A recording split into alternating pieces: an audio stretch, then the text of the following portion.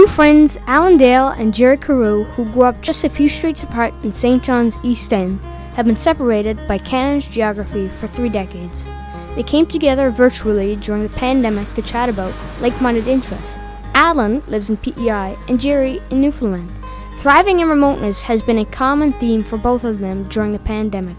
Gale Force Wins, the podcast is the result. Welcome to Gale Force Wins. I'm Alan Dale, and with me as always, my good buddy from St. John's, Newfoundland, Jerry Carew. How are you, Jerry?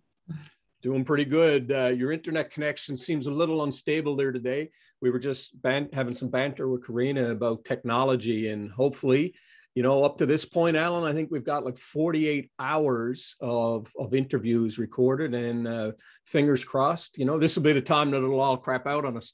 But no, it's been a wonderful experience. I'm really looking forward to Corina Walsh. I work in St. John's. I've never met you, but I hear good things about you. And I think what we're hoping is that, your journey will inspire someone. Simple. Hey, Alan. 100%, Jerry. And really, the podcast is all about celebrating success. It's all about the good things that are happening in and around Atlantic Canada, in Newfoundland specifically.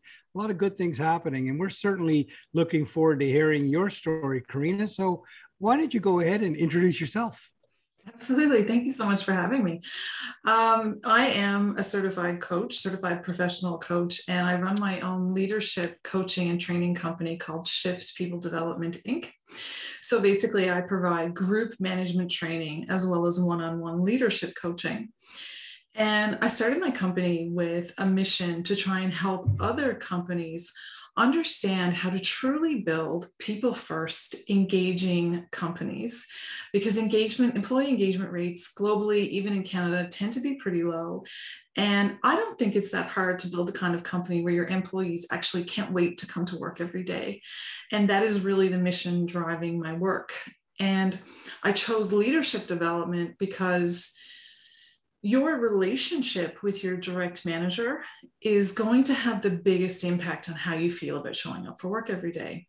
So I'm passionate about helping new managers own their leadership voice and step into that leadership role. And I'm also passionate about helping those managers get to the next level of their career so they can truly become the leaders that they were meant to be. So that's me. I live in St. John's, Newfoundland. I'm a mom of a very energetic 10-year-old boy, and trying to navigate that homeschooling last year was definitely a bit of a challenge, but it's all good. We're here and we all survived. So, Corina, you just summarized kind of your vision and what you're doing. And I loved how you said you don't think it should be that hard or it's easy to do. That's to me, that's a true sign of an expert. When you think that it's really not that hard to do, clearly, you're thinking differently, and that's very interesting, right? So, where does that all come from? Like, where does this desire for leadership? Where is it rooted? Where does it come from in your background? How did you get here? I'm really glad you asked that question. So basically, if we could go back about 10 to 15 years. I was, a very ambitious employee working for other organizations. And no matter where I went to work, I would start every new job with this energy and enthusiasm and just wanting to do my best.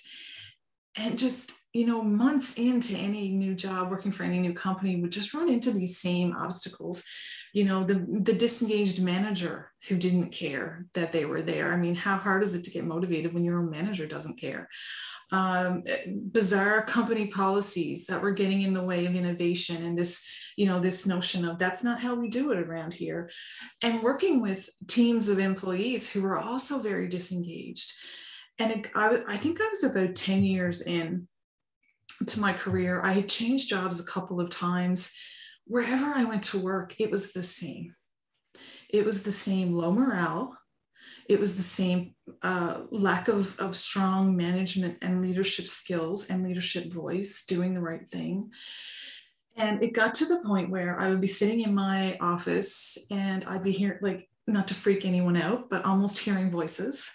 And the voice would just be saying, oh my gosh, there's more out there for you. This is not it for you. Why is it the same everywhere you go? You can do something about this. You have the power to do something about this.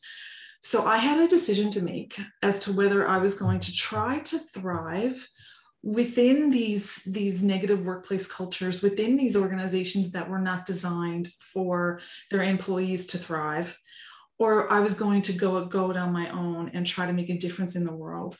And my son had been born about 2 years prior to me, kind of having this Jerry Maguire awakening, and I just thought, oh man, I can't not to do something about this, about the low morale and the negative workplace cultures. I have to create something better for my son so that when he gets into that workforce, he's not dealing with some of these challenges that I'm going through.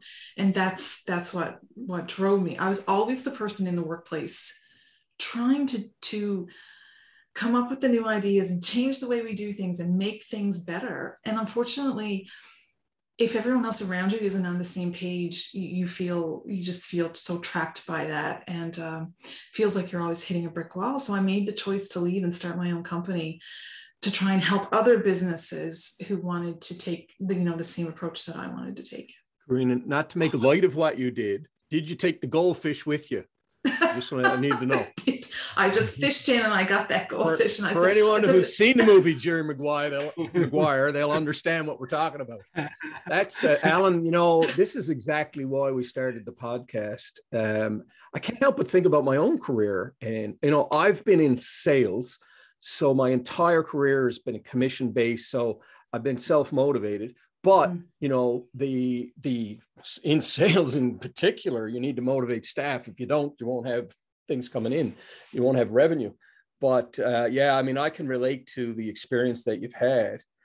It's a dramatic shift, however, to be able to go out on your own. Just what was it like? Because I tell you, Alan and I, we're on our own. It can be lonely. It is. On your own, right? Yeah, it can be very lonely, and you have to be, like, I love that you said self-motivated. If you are not highly self-motivated, entrepreneurship might not be, or sales might not be the path for you, right? What it was like for me was probably, I would describe it as 50% 50% terrified and 50% exhilarating, right? It's exhilarating to take control of your own future and go out and try and forge your own path. And it's terrifying because what if you have no idea what's going to happen when you do that? You're taking a huge bet on yourself, but honestly, is there a safer bet to take than betting on yourself? Really? I made 2 transitions at the same time. I can't say I highly recommend doing that. But I quit my job to start a business and moved back to Newfoundland and Labrador at the same time because my husband and I were living on the mainland. And we needed help with the children, so with our child. So we needed help from the grandparents. So we moved home, and I moved back to Newfoundland and Labrador with no network. So it's starting out in business naked, no connections, and built up that network from scratch. And am very grateful and overwhelmed at the client base that I've been able to build in this province and how I was supported, because it certainly wasn't easy, but it's definitely been worth it. Yeah, that's fantastic. I want to go back a few steps. When you were talking about, you walked into every job and you were engaged and excited. That's great, right? I often tell people I'm like a light switch. I'm on or off. When I start something, I'm on, right? And I can vouch. Go, I right? can vouch for that after being in business with Alan since December 2020. It's on or off. Yeah, and when I'm off, and I get disengaged, and I don't enjoy it anymore. But you talk about that disengaged workforce, the manager that doesn't care, the people that are just what I like to call mailing it in, right? Why do you think that exists, and why is that present now? There are a lot of reasons, and we could be hours here unpacking a lot of those reasons. And there's been a lot of research done on that, but I also have my own experience to draw from, of course. I do think that there's an element that some people are not in the right careers. I do think there's an element that a lot of people are not working in things that they're passionate about. You know, you're kind of encouraged to go down a certain path, maybe when you graduate high school, whether it's college, university, a trade, whatever. And we're not really encouraged to explore what's going to make us come alive. So we end up in an occupation where there's maybe a lot of jobs in that moment when we're graduating. I do think there's a bit of a mismatch, a lot of people not working in their passion. I think that what I've seen as well is absolutely is poor management practices. So in my work, I'm giving managers positive leadership habits that will inspire their team. I think that there's still a lot of outdated leadership habits that need to get weaned out of companies now and replaced with modern day leadership habits. And the pandemic was a fascinating experiment in that, because we had no choice. We had no choice but get rid of some of the outdated management practices and bring in what employees really wanted in the first place. So the leadership and the management habits and practices 100% are a big, big part of why people are so disengaged. I think a lot of companies mean well, but and want to create a good place to work. I don't think they quite know how in terms of actually asking their employees what they want. My work comes from the philosophy of we do not guess what your employees want, we ask them. Right. And then you have to be prepared to give it to them, which 100%. which is where a lot of companies, I don't hear back from them because they're not prepared to do that, unfortunately. So there's a lot of reasons for disengagement. I think a lot of people don't know what their passion is and aren't working in that area. But for me, it falls back on the management and leadership practices as well. Corina, you talk about before and after COVID practices and kind of leadership attributes, I guess. Give me an example of a before and an after. I'd be curious to, in your opinion, what those look like. Well, you know, for years, employees have been asking for more flexibility. They've been asking for the ability to work from home. And it's only been the few progressive companies who have recognized that, you know, it's perfectly okay to have a remote workforce. And it's often the tech companies that led the way in that. And then, you know, and companies were really good at having excuses and reasons for not allowing their employees to have more flexibility, work from anywhere, work from home. And then the pandemic hit and you didn't have any excuses anymore. You had no choice. And now you're going to see a divide, and it's happening already, right? The divide where those companies will continue to go down the road of what their employees want, allowing the remote workforce, providing a hybrid workforce, versus the employees who are going to try to come back to old school. And it's for someone like me, it's sitting back and observing in a non-judgmental way and being very curious as to how that's going to work out for everyone. Yeah, listen, I couldn't agree more. The pandemic, companies did it out of necessity as opposed to the fact of a desire or listening to their employees.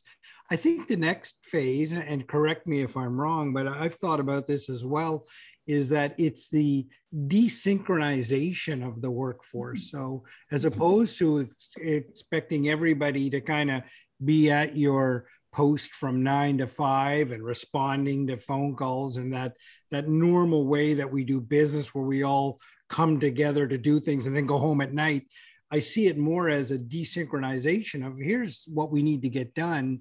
Get it done on your own time in your own place and deliver. Do you see that as the future as well? I certainly hope it is. I've seen a lot of posts on LinkedIn the past, few months about from various employees, managers, companies all over the world saying, we don't care anymore. If it's 9 to 5, we're going to give you a set amount of work to do. You get it done as well as you can in the time that it takes you to do it. And then that's it. They're not expecting that typical 37.5-hour work week. That is definitely the way that, again, those future-focused, people-focused companies are going. I will say that even that approach is going to have to come with some boundaries, right? Because every decision has unintended consequences. So I've even already noticed that the companies who would take that approach, that desynchronization, as you call it, there's going to have to be some rules and boundaries around that. I know we don't like the word rules, but some boundaries around that, because it works in theory. It can work really well in theory, but then if you have people on different schedules and there's no boundaries around how many times people are going to message you on Teams and, you know, when you're going to be available, we could run into that situation again where people think that they don't have to be in the office, you know, 40 hours a week or whatever, but yet at the same time, there's an expectation that they're always going to be available, because we saw that happen when smartphones came into play, right? Had that changed our workforce? So yes, I'd love to see companies, you know, moving away from the hourly workforce to this kind of, this is how much work has to get done, making sure that you understand what the unintended consequences around that must be. Yeah, you're 100% right about the smartphone there. I remember, I don't know how many years ago it was, wanting to have a BlackBerry, right? As I want to have, I wish I had rethought that decision, you know, that and delayed that by 10 years, because once you had it, you were locked in. You were 24 hours, you were responding to that thing. And then over time, it just became a habit that you responded. You didn't even realize that you were responding to the thing, but you're so right. You make a decision like that, there's consequences that need to be quite understood. I want to unpack something that you talked about, and that I know that Jerry and I are both very passionate about, and that's leadership, right? Leadership is so important, and leadership can come from all directions, right? It's not necessarily by appointment. There's people within all the organizations that are providing leadership in very, very sophisticated ways. Talk to us a little bit about your philosophy around leadership. Absolutely. This is aside from employee engagement, so I'm absolutely passionate about, of course, is leadership. And you're right. You don't need to have a title to be a leader. My philosophy is that leadership is more about the qualities, the characteristics, and the behaviors that you exhibit. I do have very specific training and coaching around leadership development. And it's more related to the role that someone is in, of course, whether it's a frontline manager or mid-level manager. But the term itself, leadership, I mean, that's available to anyone. Those behaviors and those qualities are available to anyone. You don't necessarily need to be in a specific leadership development program to be considered a leader. And I've had that. I've had people try to register for my programs or register for coaching, so now they can call themselves a leader. And I'm very quick to make sure they understand that that's not what it's about. You know, when you come into one of my programs, you're gaining a skill set, you're gaining knowledge, tools, and habits that are going to help you be better in your role. But the title of leader is something someone else is going to give to you. You know, it's not necessarily something that we get to walk around. If you have to tell people you're a leader, are you a leader? 100%. Yeah. It's like telling someone you're trustworthy. Exactly. Corina, that's right. You really do have an interesting business. I can't help but think, Alan, you know, how challenging it is to change the culture, which essentially is what you're doing.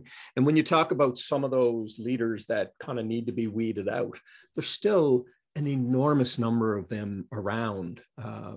How do you deal with that?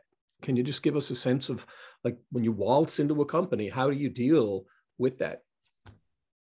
That's a really good question. So if you're not willing to come to the table, and if you don't have kind of that basic level of self-actualization and self-awareness, there's not a whole lot I can do for you. You're not necessarily going to be a fit for my program or any of my programs. However, then it becomes about minimizing the impact that you are having on everyone around you at work. So it might be a rather what we would call difficult conversation, whether the conversation comes from me, which sometimes companies like to do because they don't want to say it, or whether I coach and train someone else to have a conversation with that leader. And again, it will be about, you know, you're going to keep working here, and here's how we're going to minimize the impact of your attitude, your approaches, your management style. Or if that person is open to doing some work on themselves, then obviously that would be the path that we would try, but you have to be coachable. And if the person isn't coachable, there's not a whole lot I can do there. But it really becomes more about minimizing their impact.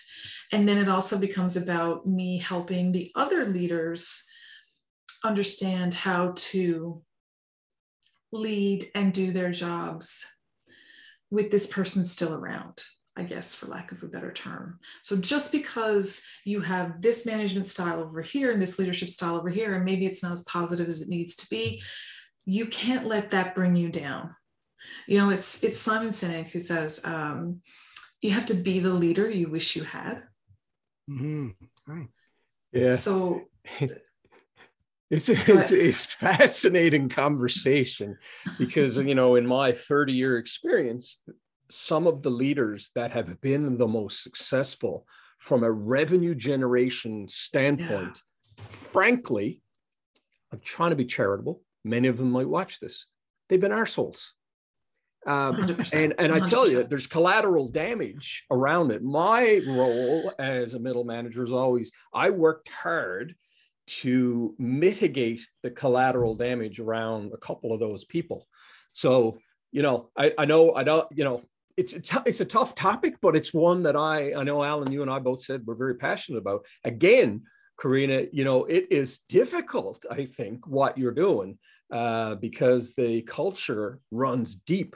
And if someone is driving revenue and they're bringing in a lot of money, it's hard then to change that, I'm coming from a private sector background where I've seen that, but I also seen the other managers that have brought in a lot of revenue and have a team that would, jump over a cliff for the leader. So I struggle. I'm still struggling with leadership after all these years. Listen, it's not black or white. There's so much gray area. And what you're saying is true. The traditional qualities of leadership from the past were that, that command and control, that driver, the aggressiveness. But that's it. I'm really seeing that less and less, especially with the, all these fast growth tech companies who are people focused, culture focused.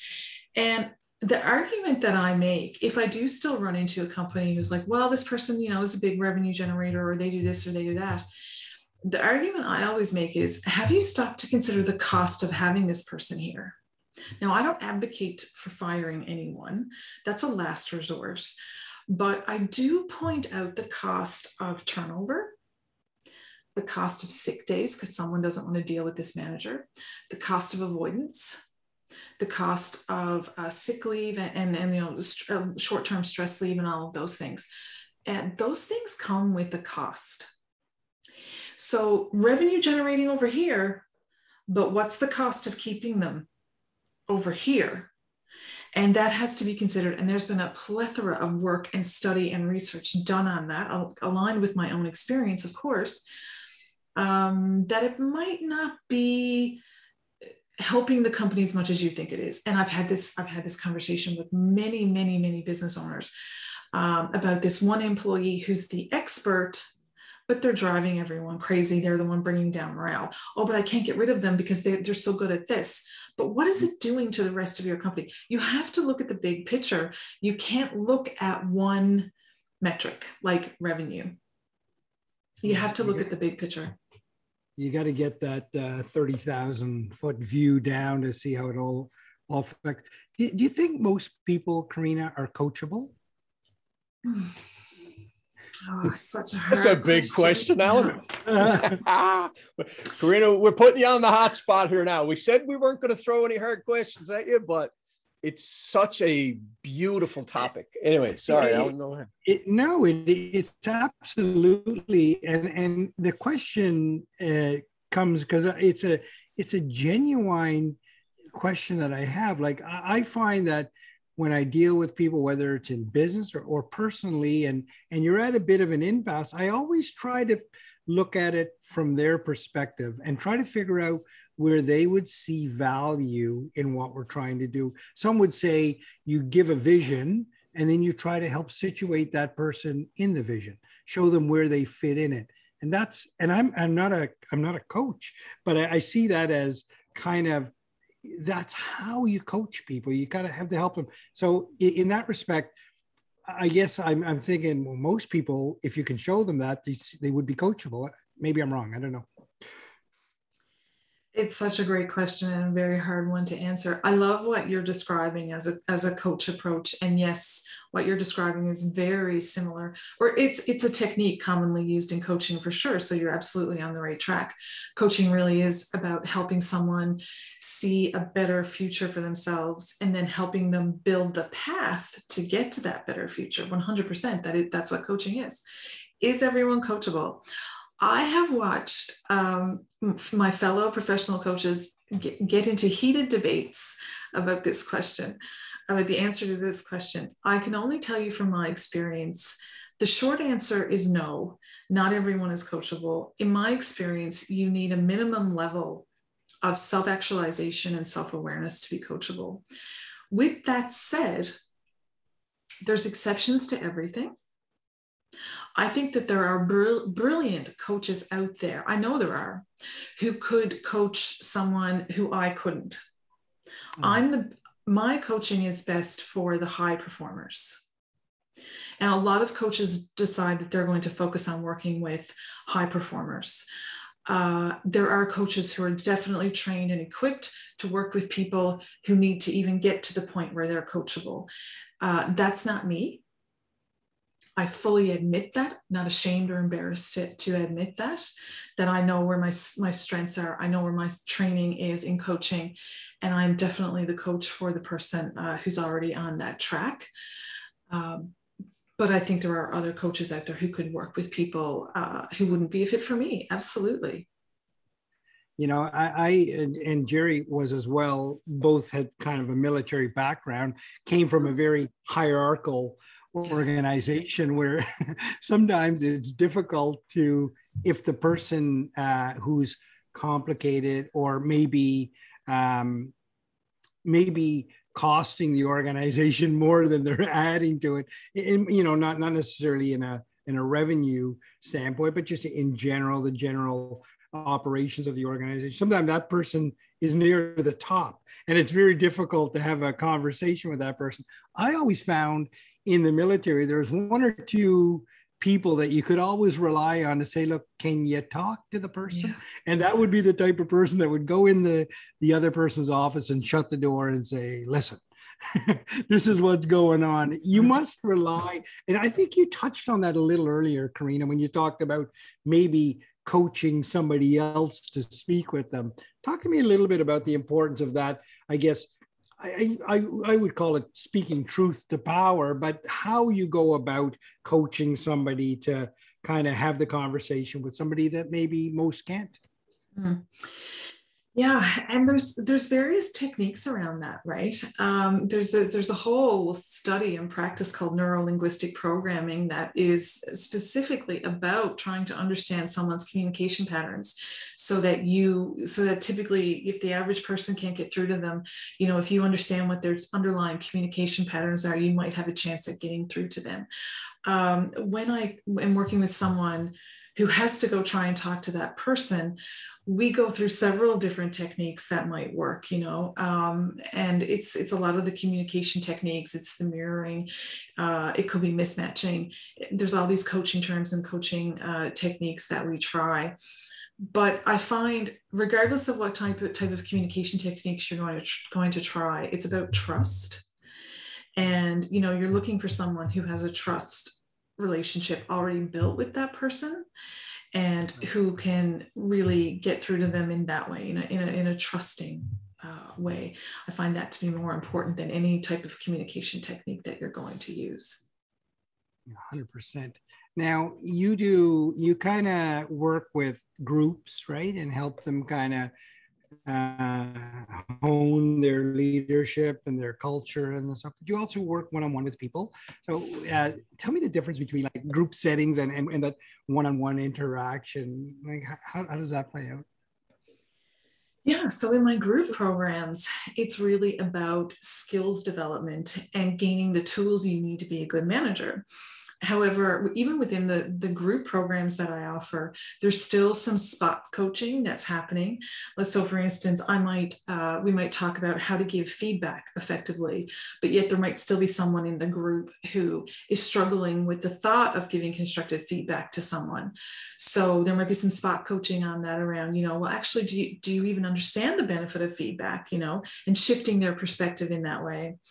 And in group programs, there's a lot of peer coaching that's happening, which is just phenomenal, right? They're not relying always on me to bring the knowledge or the experience or the coaching.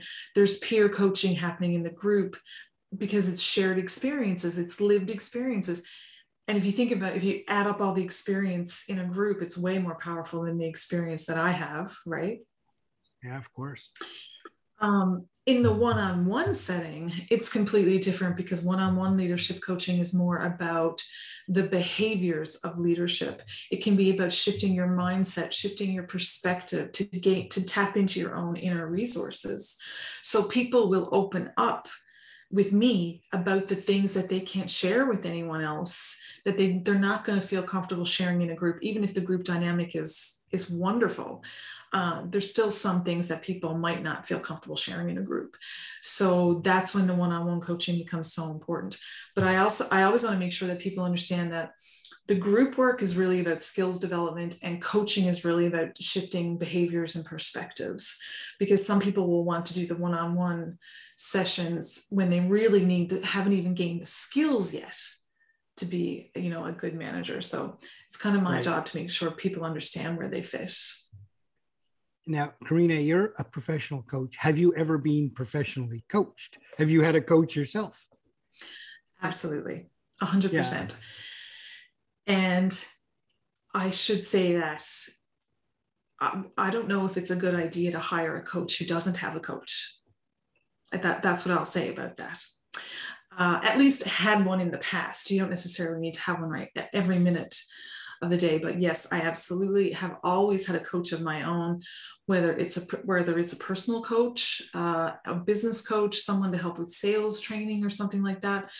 But right now I have two coaches. I have a business coach and I have a personal coach who's helping me on the emotional, energetic side of things and helping to keep my head and my mindset in the right place, because we've just been through this awful pandemic, and there's a lot going on and there's a lot of stress around that. So right now I have two coaches, and I know I have fellow coach friends who have two or three coaches at the same time.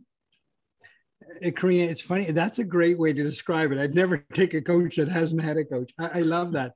I had a professional coach recently when I started my own business, and I wasn't quite sure how that would all go. I'd never had one before in my entire professional journey, and I wasn't sure how it would all work out. But I took a coach and I walked through starting my own business. And I have to tell you, it was a remarkable experience. It was absolutely remarkable. In fact, I don't know I could have been where I got to so quickly without them. It was a really wonderful feeling of almost, I don't want to say letting go, but maybe showing some vulnerability to say, here's where I feel my weaknesses are. And then the coach just leans right in. And what I thought were insurmountable things, the coach just completely put at ease and showed me a pathway to get there. I thought it was the most remarkable experience that I've had professionally in a very long time. So it was to the point, and I'll tell you this, it was to the point I almost start thinking to myself, my gosh, I'd like to do this myself. Seems like such a rewarding experience. You must get tremendous reward from helping other people. I do. It is by far, this is the most rewarding work I've ever done.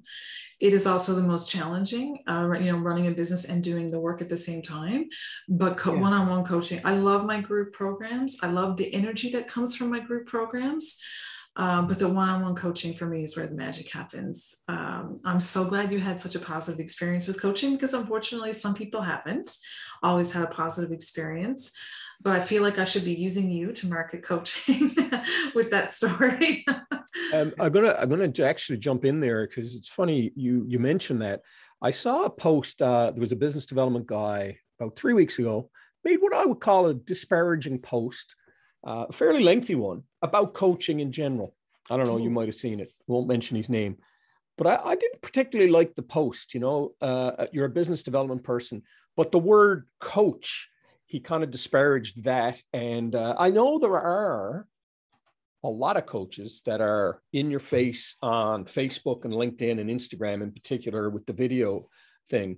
And I guess, is it somewhat the term overused a little bit? Because I know, now just before I answer that, I will say to Alan that I was on the receiving end prior to the pandemic of the time when Alan was being coached, and his communication to me was very different, very engaging, made me feel fantastic. So I could tell, Alan, you are on a very different path because of that. So I just wanted to position that as well. But Corina, back to the word and the whole industry, what's your thoughts on that? Oh, I'm so glad you brought that up, because the term coach now is, everyone wants to be a coach. You've got marketing coaches, coaches for coaches, sales coaches. Everyone is using that word because the coaching industry has taken off, and there's a lot of people trying to capitalize just on that terminology alone. And there's a lot of people who don't even know what true coaching is. So it is very, very much buyer beware. Okay. Like anything else, it's buyer beware. If you went out tomorrow to look for a coach, questions I'd tell you to ask, does that person have any type of formal training as a coach? Now, I have formal certifications. That's not the only way to get your coaching skills. Maybe you got them informally. Maybe you got them from the workplace you worked at last time. And that's fine. That's totally fine. There's more than one way to get the skills, but how and where did they get the skills would be my first question to have a coaching conversation. What results did they get? What results have they gotten for other clients? And could you talk to one of them? What is their process? Especially if it's like more business coaching as opposed to, say, personal coaching. Do they have some type of process to get you from point A to point B? What is their technique? What techniques do they use? It very much is buyer beware. And I would encourage people not to, get into the hype so much. There's these success coaches that pose outside the jet, because they want you to think that they're that successful. We all see through that by now. So I think the best thing to do would be to ask around who has had success working with a coach, interview that coach. I always do free discovery calls. I would never go into a coaching relationship without having met with someone to find out if energetically we're a fit, if we are a good fit to work together. And you have the right to do that. And you have the right to meet with several coaches if you want to see who's a right fit for you. I understand where the negativity might be coming from around coaching these days. And I can also tell you that if you talk to people like Alan who've had good experiences, we understand the power of coaching. Oh, 100%. It's a powerful tool, right? You look at Olympic athletes and stuff. They have a series of coaches that help them tune and, perfect what they're doing. But yet, as business people or as government leaders, oftentimes we don't have anybody to help us along the way. I always used to joke with the teams of salespeople that I worked with, Wayne Gretzky had a coach. I know I'm dating myself by bringing him up, but like if the number one hockey player in the world can have a coach, then God bless us. We should be able to have one, right? Corina, difference between a coach and a mentor. How would you describe that? Good question. Very good question. Yeah. A mentor often gives advice. Right. A mentor often gives the benefit of their lived experience. So they might, share, well, here's what happened when I did that. And they might make spend more time making suggestions and offering advice. Whereas if you're offering advice and making suggestions, you're not necessarily coaching. It's not true coaching, right? Coaching is about asking the right questions, asking those open-ended questions to help the other person come around to their own answers. Now, that doesn't mean that in my one-on-one coaching sessions, I don't switch hats from time to time. And even my coach does this, right? She will be coaching me in the truest sense of the word. And then she'll stop and she'll say, is it okay if I share something? And that's the key right there. That's the clincher. She'll say, is it okay if I share something? Is it okay if I share my experience or this suggestion? And of course, I'll say yes. But in that moment, it's understood that the conversation has changed a little bit. Right. So that's a good coach. Yeah. Right. And so mentors usually are giving advice. They might be telling their experience as well, making suggestions. There's a time and place for both, I think. 100%. Now, changing workforce, there's no doubt about that. The future of work looks differently. It was looking differently anyway. Before the pandemic, I think the pandemic just accelerated the way people view work and life and balance. And I don't think that people used to say work-life balance as if the two were separate and distinct. And I think now people are looking at, I just want this to be all encompassing.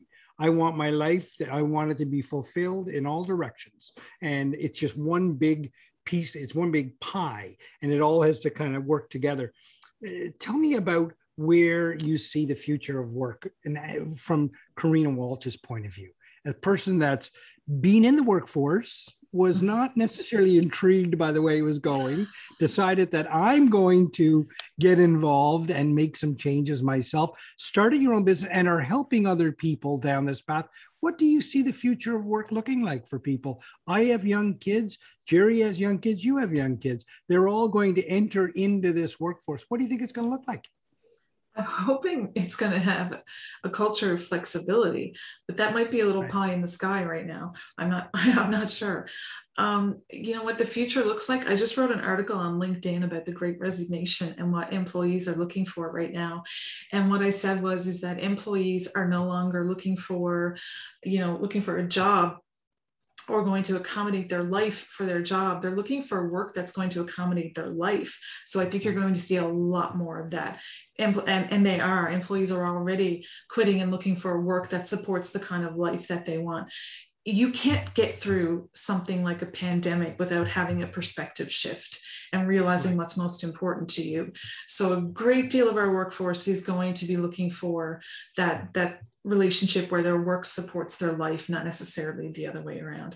I think that it's going to be that hybrid approach, really, right? You're still going to have people who need a structured approach, who want to go to work every day, and maybe they work in the type of environment where they have to be at work every day. And then I think you're going to have a huge part of the workforce, again, who's going to want that accommodation, who's going to want that flexibility. So I think we're going to be hybrid for quite a while yet going into the future. And then we'll see if we have any other major life events that shift our workforce again. And when you say support their life, of course, you're not just talking about kind of their family situation or that, or you're talking about their values and the like. I mean, they want to be involved in things that align with what they believe in ethically and morally, and they want to be a part of that.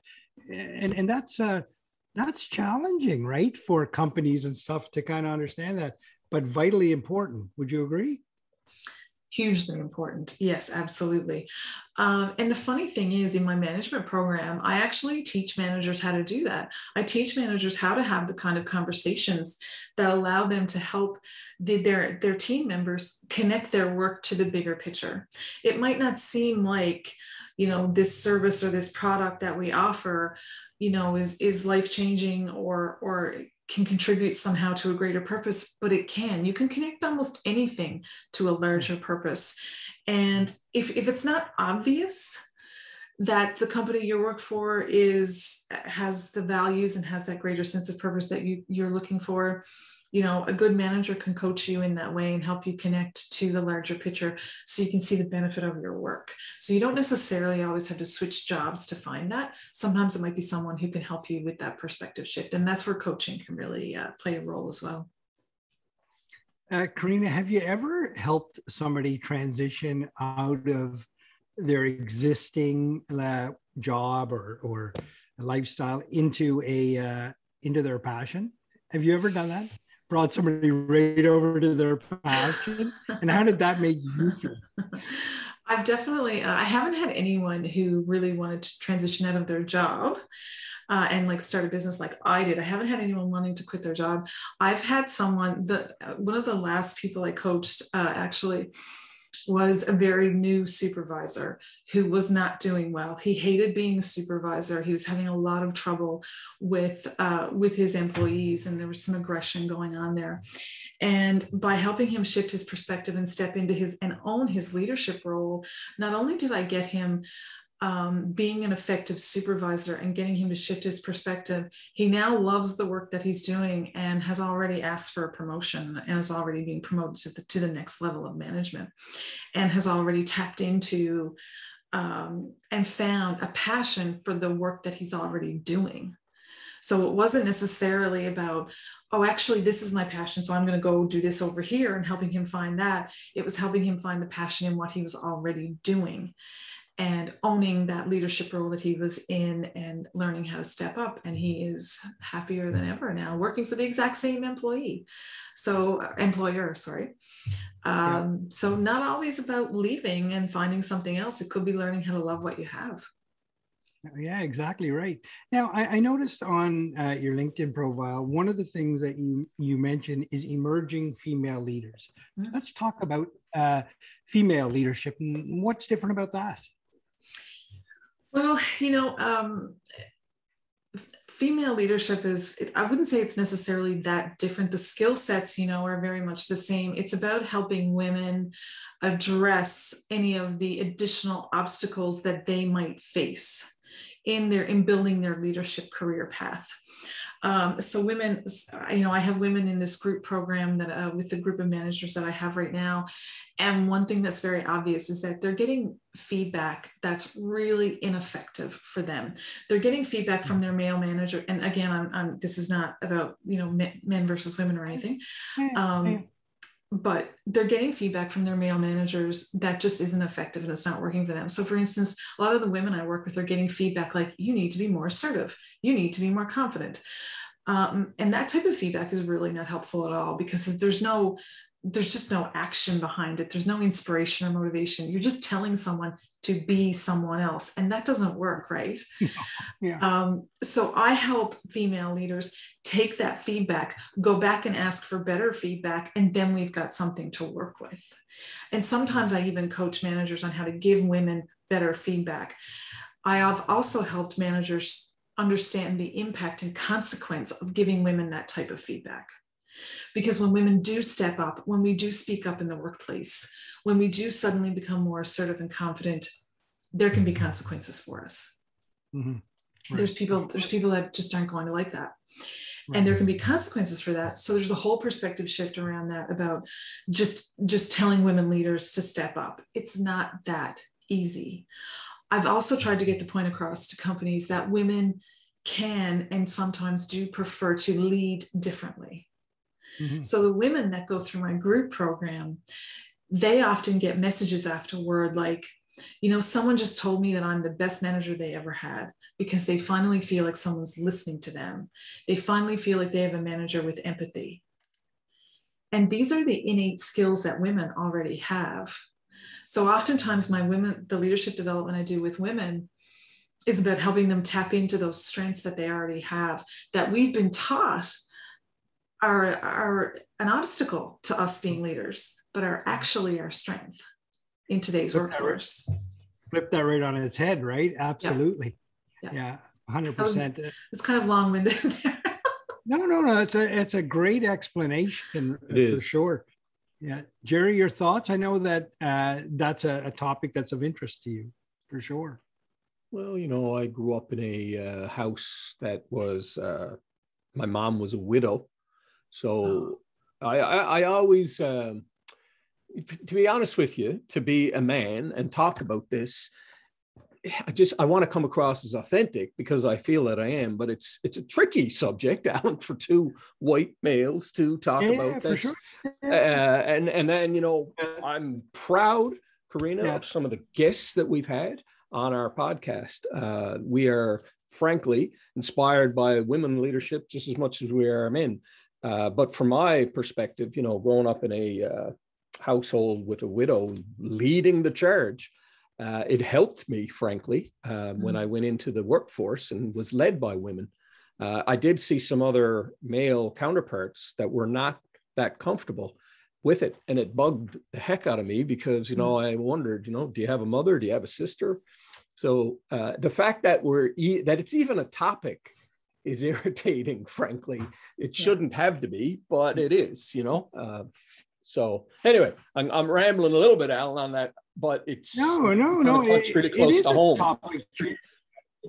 It is a topic, Jerry, and sometimes it is uncomfortable to kind of discuss it.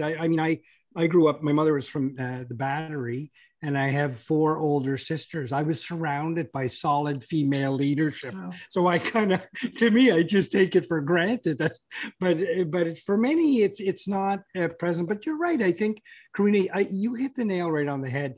Many of the innate skills that women come equipped with have been suppressed, and unlocking those is only going to strengthen our society and our workforce and our communities moving forward. And it's happening. The beauty of it is, I believe it's happening. I honestly, there's a lot of work to be done, of course, but it's happening and we're on the right trajectory with that. And conversations like this help. Corina, we often ask our guests to leave the audience with one small piece of advice. You've had a great journey. When you started to talk about sometimes you felt disengaged in the workforce and you were going to make a difference, I'm not going to lie to you. I had goosebumps because I felt like you were talking directly to me. I felt that way in the past. And when you started to talk about the power of coaching, it really resonated with me because I had an amazing experience. My coach took me from a transition of employee to self-employed, and I have never been more professionally fulfilled. And my coach was a big part of that, still is a big part of that. So everything you talk about, I find really quite fascinating. What would a piece of advice be that you would leave our audience with?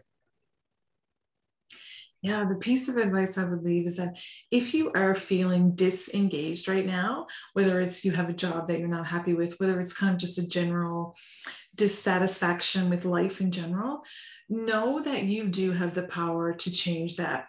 A lot of disengaged employees kind of throw their hands up in the air and say, well, it's the company's job to engage me. It's my manager's job to engage me.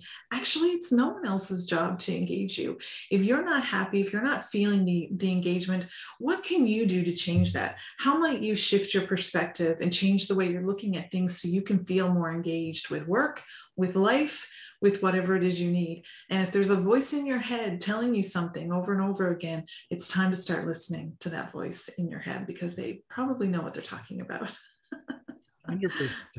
Jerry, your final thoughts on today's podcast?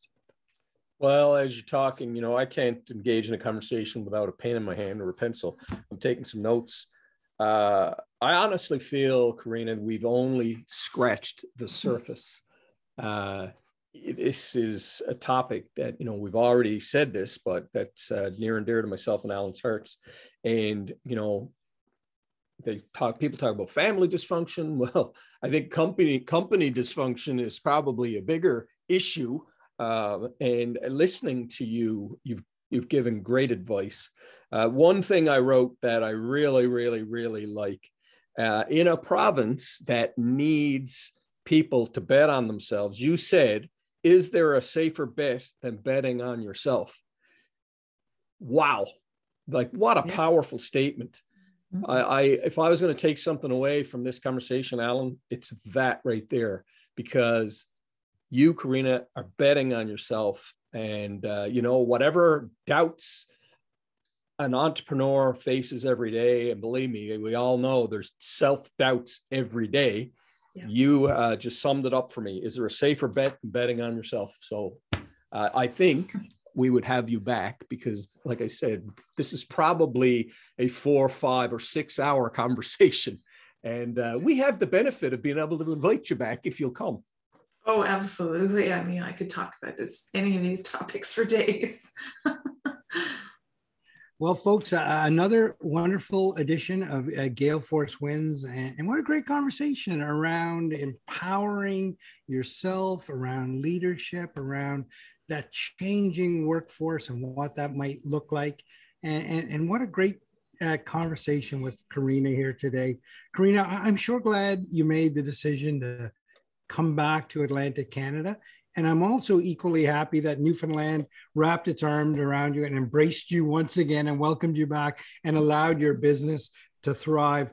There's no doubt in my mind, you're making a difference. You're helping people each and every day and making the world a better place that has to feel good. And the people that you're impacting, they're going on to do good things and inspiring other people. People will watch this podcast and they will take inspiration from it. And we thank you for that. I always like to leave the audience with my own piece of advice as well. And quite frankly, that is, the world needs more Corina Walsh. Thanks for doing what you're doing. Thank you so much. That's so, I'm very inspired by this conversation. Thank you. Thank you for tuning in to Gale Force Wins. That's Gale Force Wins, WINS.com.